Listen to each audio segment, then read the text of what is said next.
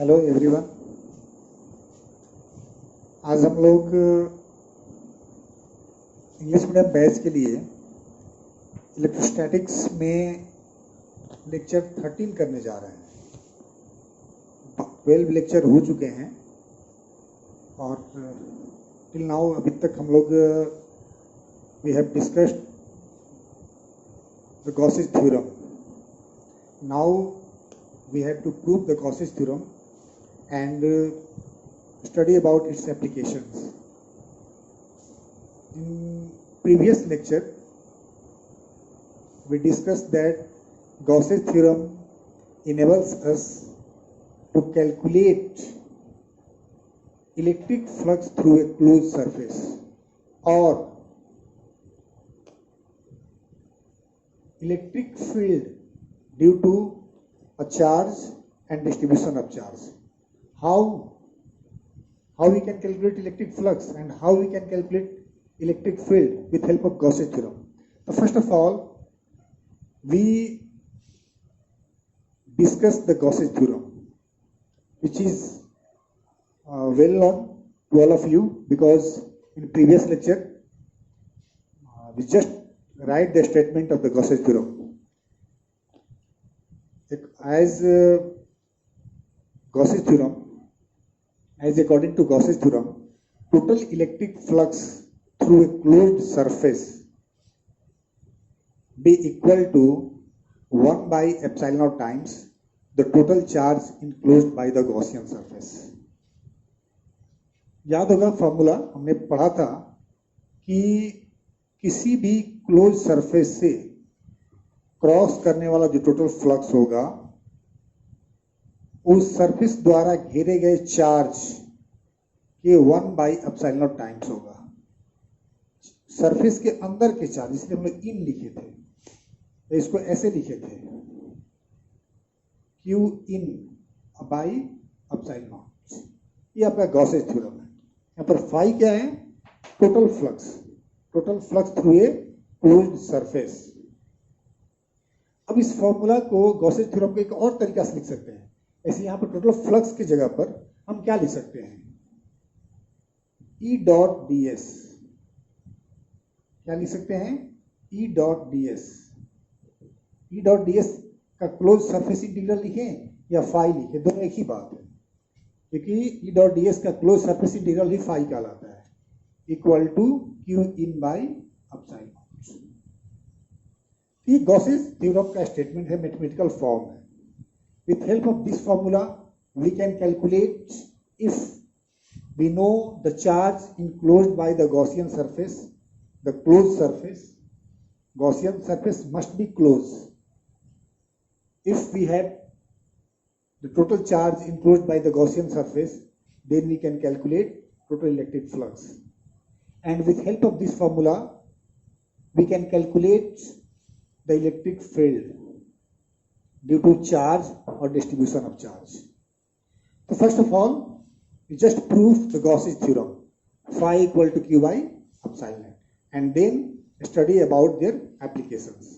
यहाँ से long question CBSE board हो या बिहार बोर्ड, दोनों के लिए इंपॉर्टेंट क्वेश्चन है। बिहार बोर्ड में 5 मार्क्स में आते हैं, सीबीएसई बोर्ड में 3 मार्क्स में आते हैं। क्वेश्चन क्या पूछेगा? Question may be 2 type. In the first type, state and prove Gauss's theorem, and उसके पहले इसमें एक और क्वेश्चन ऐड कर सकता है, define the electric flux, state and proof Gauss's theorem। ये 5 मार्क्स का क्वेश्चन हो गया या 3 मार्क्स का क्वेश्चन हो गया। दूसरा क्वेश्चन पूछ सकता है, state Gauss's theorem and calculate electric field intensity due to infinite long charge, due to infinite sheet or due to any distribution of charge else with help of Gauss's theorem। पहले वाले में क्या करना था? 2-3 चीजें हैं, छोटा-छोटा, तब 3 चीजों को जोड़ दिया। क्या? पहला कर दिया कि इलेक्ट्रिक फ्लक्स को डिफाइन करें, फिर कहा कि Gauss's theorem के स्टेटमेंट को लिखें और उसको प्रूफ करें। दूसरे सेक्शन क्वेश्चन में, दूसरे टाइप क्वेश्चन में क्या पूछ सकता है? स्टेट प्रूफ भी कह सकता है, बट स्टेट ही जनरली कहता है। स्टेट Gauss's theorem को लिखें and with help of this theorem calculate electric field due to कोई एक देगा, एप्लीकेशन 2-3 पढ़ेंगे उसमें से कोई एक देगा, ठीक है। तो सबसे पहले हम लोग डिस्कस करेंगे प्रूफ ऑफ गॉसेज थ्योरम। ये थोड़ा सा वीडियो लंबा हम लोग करेंगे, लंबा होगा इसका मतलब ये नहीं कि आपको लगता है एक ही बार में देख ही लेना है, आप टॉपिक वाइज देखेंगे। तो आज हम लोग 2 टॉपिक पढ़ने जा रहे हैं, एक तो proof of Gauss's theorem, proof and applications of Gauss's theorem. तो प्रूफ पहले देखेंगे, उसके बाद एप्लीकेशन। एप्लीकेशन में 2-3 होगा, देखते हैं कितना हो पाता है, प्रयास करें कि एक ही वीडियो में सारा हो जाए। तो आप लोग उसको पार्ट बाय पार्ट करके देखिएगा। सबसे पहले हम लोग बात करें proof of Gauss's theorem. Proof कैसे देखेंगे? तो मान लीजिए कि कोई चार्ज है Q, पॉजिटिव चार्ज, ये किसी इरेगुलर शेप के सरफेस से क्लोज्ड है, ठीक है। अब हमको प्रूफ करना है इस क्लोज सरफेस से जो फ्लक्स गुजरेगा phi equal to Q by epsilon naught ही होगा, ये प्रूफ करना है। तो सबसे पहला तो काम करना होगा, हमको फ्लक्स निकालना होगा। क्या flux Q by epsilon not के बराबर आता है? तो फ्लक्स का फॉर्मूला हम लोग पढ़े हैं, flux through an elementary area. एक ही फॉर्मूला ये फ्लक्स निकालने का, D phi equal to E dot D S. ये एलिमेंट्री एरिया के लिए होता है। अगर पूरे क्लोज सरफेस वाले एरिया के लिए निकालना हो तो उसको क्या कर देते हैं, इंटीग्रेट कर देते हैं, क्लोज सरफेस इंटीग्रल। तो फिलहाल हम लोग क्या करेंगे कि एलिमेंट्री एरिया के लिए इलेक्ट्रिक फ्लक्स निकालेंगे। अब इलेक्ट्रिक फ्लक्स निकालने के लिए 2 चीजें चाहिए, ई चाहिए और डीएस चाहिए। ई क्या है? Electric field. इलेक्ट्रिक फील्ड कहां? सरफेस पर, जहां निकालेंगे जो एरिया लेंगे, और डीएस क्या? जो एरिया लेंगे। तो हमने मान लिया एक छोटा सा एरिया हमने ले लिया, ये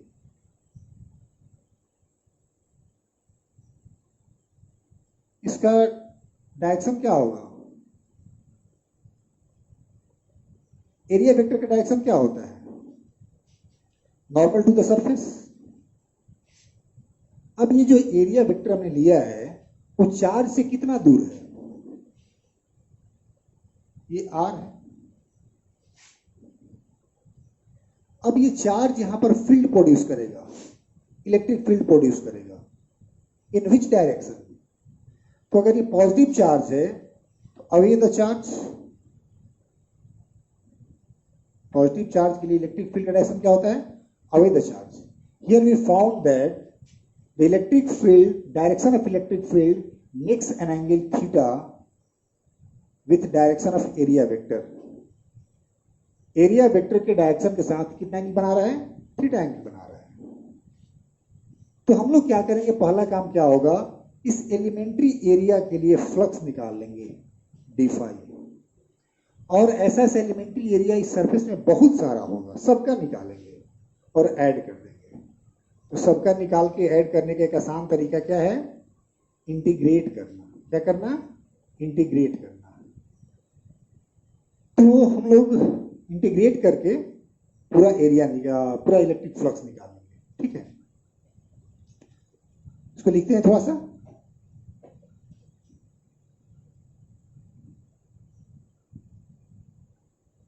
Consider a point charge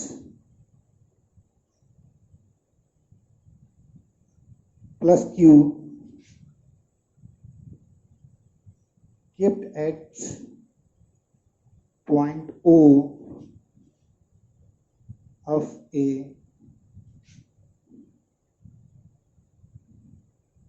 closed surface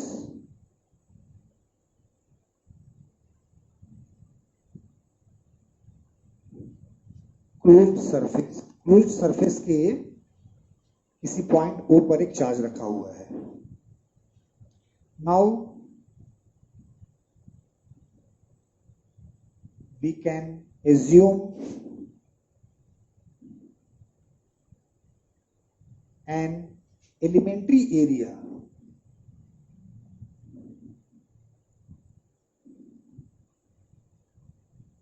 ds, vector area की बात करते हैं, ds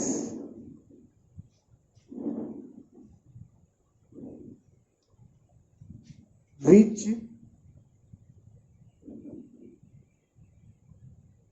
makes an angle theta with direction of EFI, electric field intensity. ठीक है, हमने क्या किया, हमने एक एलिमेंट्री एरिया लिया ds जो इलेक्ट्रिक फील्ड के साथ कितना एंगल बना रहा है, थीटा। नाउ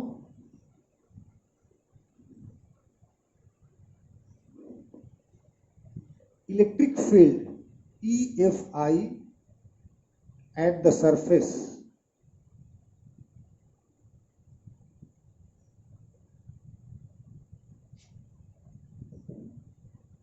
सरफेस पर इलेक्ट्रिक फील्ड कितना होगा, तो इलेक्ट्रिक फील्ड किसका होगा, इस पॉजिटिव चार्ज का। तो किसी भी चार्ज के लिए फील्ड निकालने के लिए क्या चाहिए, वो चार्ज चाहिए और डिस्टेंस चाहिए।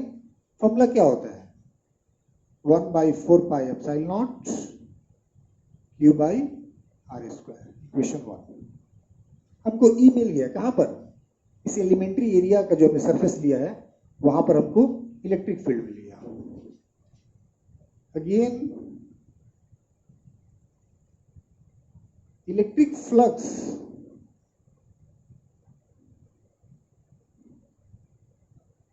Through elementary area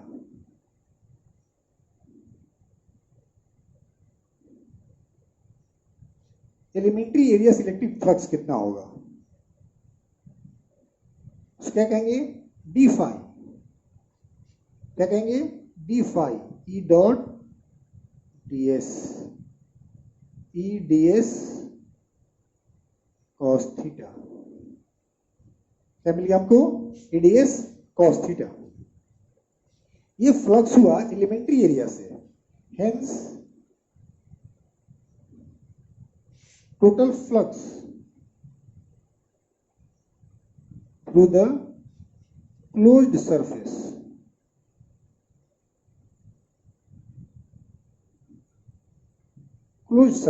total flux कितना हो जाएगा, उसको क्या कहेंगे, फाई कहेंगे, close surface integral E ds cos theta. अब इक्वेशन 1 से हम लोग E का वैल्यू रख देंगे, ये एलिमेंट्री एरिया से है, इसको हम इंटीग्रेट कर देंगे तो पूरे क्लोज सरफेस से मिल जाएगा, इससे फ्लक्स मिल जाएगा। हम यहां पर E का वैल्यू पुट करेंगे, फाई कितना हो जाएगा, E कितना है आपका, 1/4πε0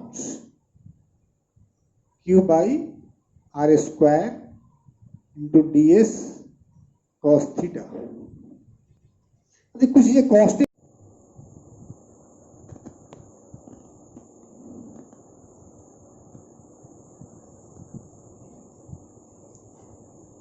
तो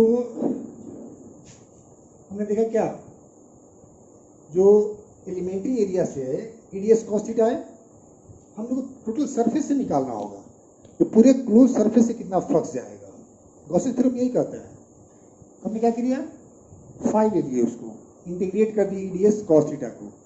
अब E का वैल्यू यहाँ से पुट करिए, E का एक्सप्रेशन हम निकाल चुके हैं कि चार्ज से r डिस्टेंस पर इलेक्ट्रिक फील्ड कितना होगा, 1/4πε0 Q/r² हमने रख दिया। अब यहाँ पर Q/4πε0 कांस्टेंट है, बाहर आ जाएगा, ds थीटा और r वेरिएबल है, इसका इंटीग्रेशन होगा। ds क्यों वेरिएबल है, एरिया छोटा बड़ा भी ले सकते थे, एंगल भी बदल सकता है, और r, यहाँ r कुछ है, यहाँ r कुछ होगा, यहाँ r कुछ होगा, यहाँ पर कुछ होगा, तो r भी वेरिएबल है। अब हमारे पास बचा ds cos theta by r square.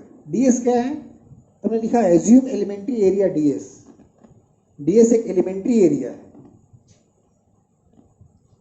जब ds एक एलिमेंट्री एरिया है, ये क्या है, ds cos थीटा, उसका एक कंपोनेंट है, ds cos थीटा, ds का क्या होगा, कंपोनेंट होगा। कंपोनेंट है मतलब क्या है, एरिया ही है, ये हो गया सरफेस एरिया, और ये क्या, रेडियस का स्क्वायर। तो आप पढ़े हो सरफेस एरिया बटा रेडियस का स्क्वायर इक्वल टू क्या, सॉलिड एंगल। क्या कहते हैं इसको, सॉलिड एंगल। ये हो गया solid angle, DO। Solid angle मतलब क्या, इस सरफेस के द्वारा, छोटे से सरफेस द्वारा एंगल, ये सेंटर पर जो एंगल बना, दैट इज सॉलिड एंगल। अब ये पूरा सरफेस कितना एंगल बनाएगा, the total angle subtended by the closed surface, we know that the any closed surface makes an angle of 4 pi at its center। कोई भी क्लोज सरफेस हो वो उसके सेंटर पर 4 पाई का सॉलिड एंगल बनाता है। इसका इंडिकेशन कितना हो जाएगा, 4 पाई। 4 पाई से 4 पाई कैंसिल हो जाएगा, क्या बचा, फाई बराबर Q by epsilon not, that is your Gauss's theorem. हमने यहाँ पर गॉस थ्योरम को प्रूफ कर दिया, ठीक है, कोई दिक्कत। चलिए अब हम लोग देखते हैं इसका एप्लीकेशन। एप्लीकेशन में 3-4 पढ़ेंगे, आज आपको एक पढ़ा दे रहे हैं हम। एक एप्लीकेशन, बहुत ही सिंपल एप्लीकेशन की बात करेंगे, सब में एक ही काम करना है। क्या करना है, तो आज हम लोग सीख लेते हैं और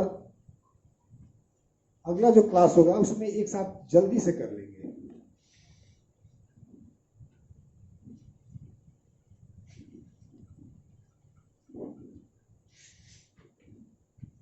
तो हम लोग लिखेंगे एप्लीकेशन में क्या पढ़ेंगे,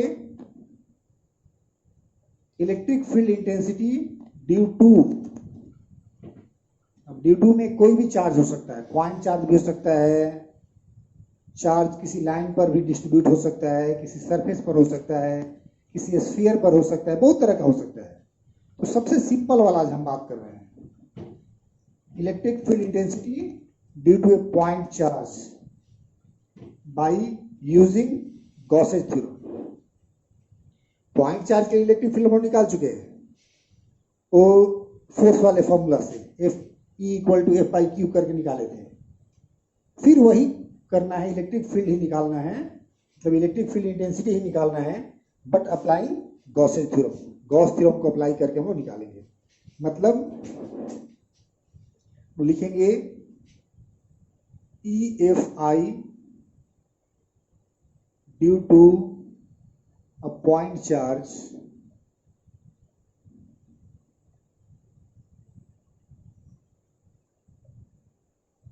by using Gauss's theorem।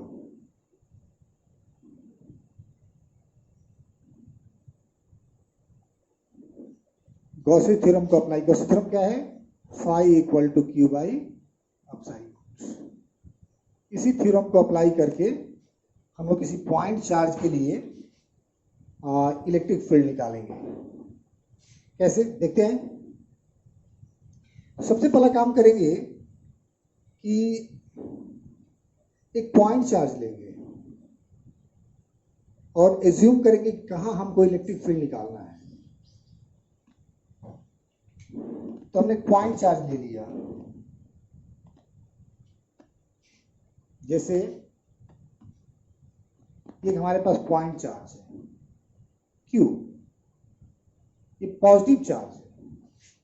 कैसा चार्ज है, पॉजिटिव चार्ज। अब इस चार्ज से r डिस्टेंस के किसी पॉइंट पर इलेक्ट्रिक फील्ड इंटेंसिटी निकालना है, EFI निकालना है, इलेक्ट्रिक फील्ड इंटेंसिटी। अब एक बार ध्यान आना चाहिए आप लोग को, इस मान लो यहाँ पर कोई चार्ज है Q, यहाँ से r डिस्टेंस का कितने पॉइंट होंगे, एक ही होगा।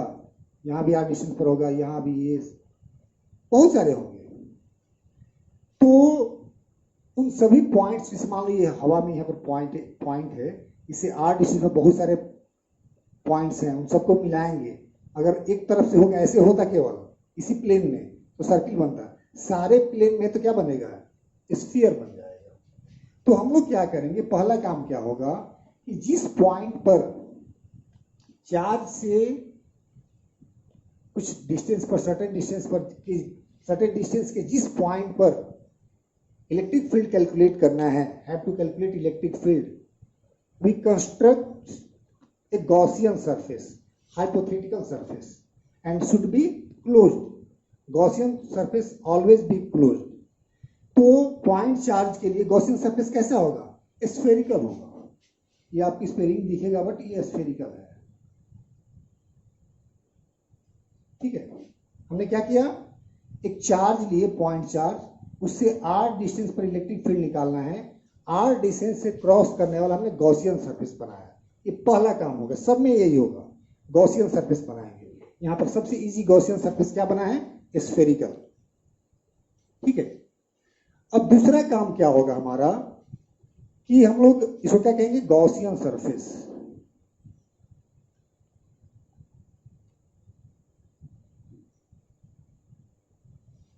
Construct a Gaussian surface.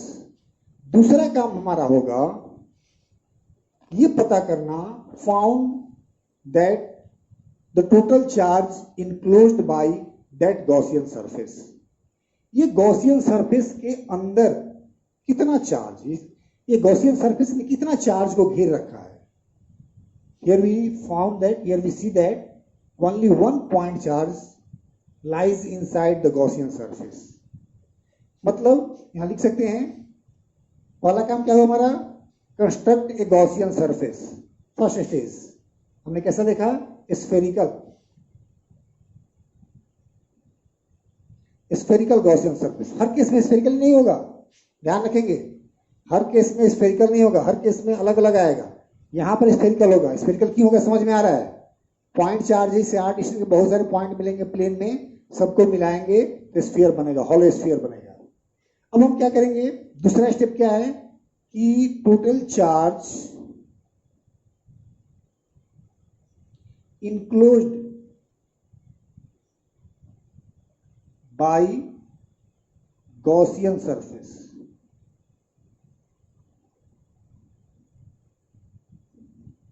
Gaussian surface द्वारा इनक्लोज किया गया चार्ज कितना है, उसको क्या लिखेंगे? Q in. क्यू इन कितना है? क्यू। इसके अंदर कितना चार्ज है? क्यू। हमने दो स्टेप पूरा कर लिया। क्या? First of all we construct a Gaussian surface and then find the total charge enclosed by that Gaussian surface.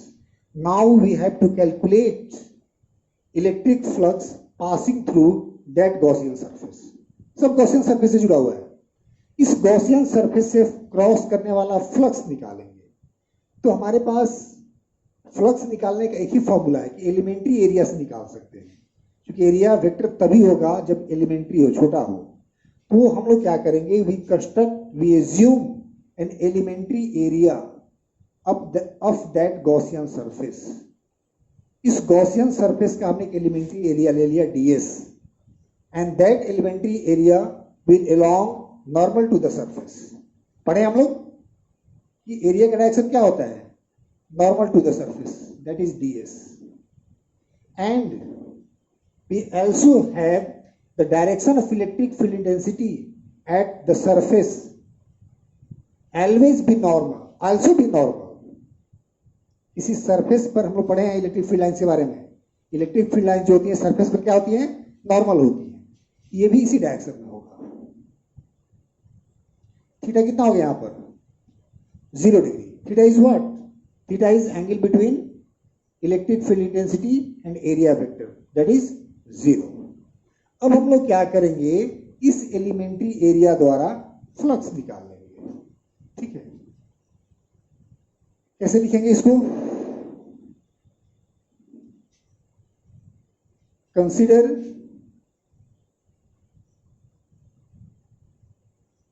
a charge q plus q kept at point O, kept at point O.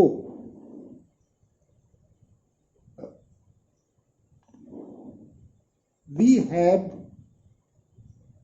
to calculate EFI at a distance r from it। r distance पर हमको EFI निकालना है। Hence we construct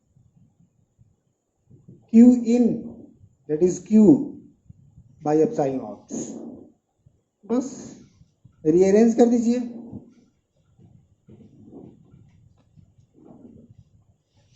that implies E equal to हो गया, नीचे आ जाएगा ना, Q by 4 pi R square epsilon naught। इसको और चाहे तो अरेंज कर सकते हैं, 1 by 4 pi epsilon naught Q by R square. मतलब E आपको मिल गया 1 by 4 pi epsilon naught Q by R square. ये फॉर्मूला तो पढ़ा हुआ है हमारा, याद आ रहा है? जब इलेक्ट्रिक फील्ड इंटेंसिटी कैलकुलेट किए थे तो यही ना आया था पॉइंट चार्ज के लिए। वहां पर क्या किया था, क्या तरीका था हमारा? एक कोऑर्डिनेट सिस्टम लिए थे, उसके ऑरिजिन पर एक चार्ज रखे थे, वहां से r डिस्टेंस पर दूसरा टेस्ट चार्ज रखे थे, उन दोनों के बीच का फोर्स निकाले थे और फिर टेस्ट चार्ज से डिवाइड कर दिए थे। क्योंकि इलेक्ट्रिक फील्ड इंटेंसिटी का डेफिनेशन होता है, डेफिनेशन से हमने फॉर्मूला निकाला था। वहां पर डेफिनेशन क्या होता है? Force per unit charge, force में हमने चार्ज से डिवाइड किया था, तो आपको ये फाई मिल गया था। हमने यहाँ पर ऐसा कुछ नहीं किया, फ्लक्स निकाले, चार्ज निकाले और गॉस थ्योरम को अप्लाई करके हमने ये फाई का इलेक्ट्रिक फील्ड इंटेंसिटी का एक्सप्रेशन निकाल लिया। किसके लिए? Due to a point charge. ठीक, तो हमने क्या देखा आज? प्रूफ देखे गॉसेस थ्योरम का, और फिर क्या देखे? उसके एप्लीकेशन देखे। ये तो बहुत सिंपल एप्लीकेशन है, कहीं पूछता नहीं है, अभी कभी नहीं पूछा ये, बस जस्ट फॉर अंडरस्टैंडिंग, समझने के लिए। तो 3 स्टेप हमारा मिला, आगे भी 3-4 हम लोग एप्लीकेशन और पढ़ेंगे। जैसे एक पढ़ेंगे कि इन्फिनाइट लॉन्ग कोई वायर है, उस पर चार्ज फैला हुआ है, तो कुछ डिस्टेंस पर क्या होगा? कोई इन्फिनाइट सीट है, इन्फिनाइट लेंथ विड्थ का सीट है, उस पर चार्ज फैला हुआ है, तो क्या होगा? कोई स्फीयर है, उस पर चार्ज फैला हुआ तो क्या होगा? अब स्फीयर में 2 तरह का हो सकता है, कंडक्टिंग भी हो सकता है, नॉन कंडक्टिंग भी हो सकता है।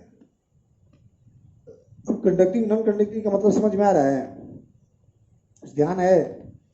बहुत शुरू में मैंने बताया था आप लोग को, जब चार्ज पढ़ रहे थे वो, कि कंडक्टिंग बॉडी का मतलब होता है charge remains on the surface, charge always remains on the surface. और नॉन कंडक्टिंग का मतलब होगा चार्ज रिमेन्स एवरीवेयर। तो स्फीयर वाला 2 हो जाएगा, एक इन्फिनाइट लॉन्ग का पढ़ेंगे, इन्फिनाइट लॉन्ग वायर का पढ़ेंगे, और एक पढ़ेंगे इन्फिनाइट सीट का। इसमें जो एग्जाम में आने वाला है वो 2 ही है। कौन सा? इन्फिनाइट लॉन्ग वायर और इन्फिनाइट सीट। क्वेश्चन क्या पूछेगा? State and proof Gauss's theorem and calculate electric field intensity due to infinite long straight charge wire. कोई चार्ज वायर है इन्फिनाइट लॉन्ग का और स्टेट वायर है, तो उसका इलेक्ट्रिक फील्ड इंटेंसिटी क्या होगा, ये निकालना होगा। ठीक है, तो नहीं हो पाएगा, बहुत लंबा हो जाएगा, छोड़ देते हैं। अगले क्लास में एक और क्लास देखते हैं, उसमें हम लोग करेंगे, आज रहते हैं। और एक बात और, आज एक ट्रायल क्लास लिया गया, लाइव क्लासेस। चूंकि अभी स्थिति ये बन रही है, पता नहीं शहर में तो लोग प्रयास किया जा रहा है कि कोचिंग खोलने के लिए प्रशासन की तरफ से परमिशन मिले। प्रशासन में परमिशन नहीं दे रहा है, चूंकि अभी सेंट्रल और स्टेट गाइडलाइन जारी नहीं हुआ है। सेंट्रल और स्टेट गाइडलाइन ये है कि 31 जुलाई तक सभी शैक्षणिक संस्थान बंद रहेंगे। तो उसमें भी प्रयास किया जा रहा है कि जो रूल्स हैं लॉकडाउन के, उसके तहत हम लोग को भी परमिशन मिले पढ़ाने का, बच्चों को पढ़ाया जाए। ऐसा होता भी दिख नहीं रहा है, तो हम लोग क्या करेंगे, इसको और थोड़ा इम्प्रूव करें। यूट्यूब तो चलता रहेगा, हम लोग आपस में इंटरेक्ट होने का एक प्लेटफॉर्म है लाइव क्लासेस। तो लाइव क्लासेस के लिए कुछ ऐप्स होते हैं, जैसे से नमस्ते है, गूगल मीट है, जूम है। तो आज एक क्लास हुआ हिंदी मीडियम का, हालांकि इंट्रोडक्टरी क्लास ही था, 4 बजे शाम को ऑर्गेनाइज किया गया था। उसमें कुछ बहुत सारे बच्चे जुड़े थे, कुछ बच्चों को भी पता नहीं था, चूंकि एक कल प्लान हुआ। आप लोग के लिए भी एक प्लान कर रहे हैं, तो उसके लिए एक ग्रुप होना चाहिए। व्हाट्सएप पे एक ग्रुप बना हुआ है, फिजिक्स स्टडी पॉइंट आरा 2 करके है, आप लोग का नंबर 2 में है, 1 हिंदी मीडियम वालों का है, आप लोग को 2 में रखा गया है। तो सबसे पहले तो क्या करेंगे आप लोग, जैसे कुछ बच्चे कर रहे हैं कि जूम पे कुछ प्रॉब्लम हो रहा है, तो देखते हैं हम लोग फिर चेंज कर लेंगे। अभी फिलहाल जूम पर ही हम लोग काम शुरू करेंगे। तो आप सब लोग जूम ऐप को डाउनलोड कर लेंगे। और मैंने एक वीडियो डाला है, आप लोग देखा होगा कि जूम ऐप को कैसे हम लोग यूज करेंगे, ठीक है। और कल आप लोग के व्हाट्सएप ग्रुप में टाइमिंग हम डाल देंगे कि कितने टाइम पर एक ट्रायल क्लास आप लोग का भी रखा जाएगा, आप लोग से कुछ सलाह किया जाएगा कि क्या सही रहेगा, ठीक है। तो इट मे बी कि कल एक जूम पे हम लोग मिल रहे हैं। कल मतलब 4 तारीख होगा, आज 3 तारीख है, 3 जुलाई। 4 जुलाई को हम लोग एक ट्रायल क्लास गेट टुगेदर कर दीजिए। घर बैठे गेट टुगेदर हो रहा है आजकल, गजब स्थिति हो गई है। कोरोना ने सब कुछ बदल दिया। पहले था कि सोशल बने, एक दूसरे का हेल्प करें, एक दूसरे का साथ दें। अब क्या है कि अलग अलग रहे। पहले बच्चों को कहा जाता था कि दिन भर तुम फोन देखते रहता है, पढ़ना लिखना नहीं है। अब क्या है, फोन से क्यों नहीं पढ़ रहा है? तो सब कुछ बदल गया। अब जो पहले था कि बच्चे भाग के चले जाते थे, गांव से भाग के चले जाते थे दिल्ली मुंबई कमाने के लिए, स्कूल ना जाके बाहर चले जाते थे। अब क्या हो रहा है, भाग के आ रहे हैं तो स्कूल में रहना पड़ रहा है। गजब की स्थिति हो गई है। चलिए खैर जो भी हो, हम लोग क्या करेंगे, कल आप लोग एक मैसेज दे रहे हैं व्हाट्सएप ग्रुप में, आप लोग देखेंगे मतलब 4 तारीख को, 4 जुलाई को। और उस मैसेज में आईडी और पासवर्ड होगा। आप सब लोग पहले जूम डाउनलोड कर लेंगे, उसके बाद टाइम देंगे हम, कितने टाइम पे आप लोग आएंगे फ़ोन पे। आईडी और पासवर्ड मैं आप लोग को दूंगा, उसको लॉगिन ये करके ज्वाइन करके हम लोग एक मीटिंग रखते हैं। ठीक है, आज रहते हैं, आज के लिए इतना ही। Thank you.